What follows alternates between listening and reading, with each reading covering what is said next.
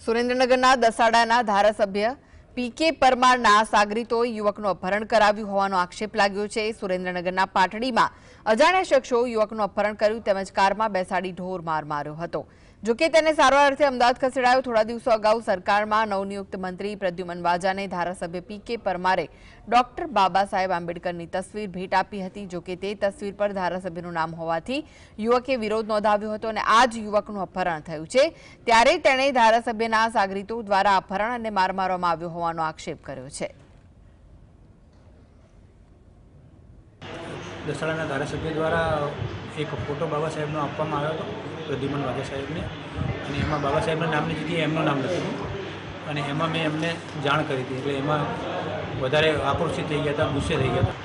એ એમના માણસો મોકલેલા જે લુખા તત્વો રહ્યા એ લોકોએ બીજા જે અમારી પહેલાં જે આવ્યા હતા એ લોકોને માર્યા, અમારો પીછો કરીને અમને પણ માર્યા અને મને ગાડીમાંથી ખેંચી અને કપડાં કાઢી નાખ્યા। કપડાં કાઢીને પછી એ લોકોને મારતા કોણ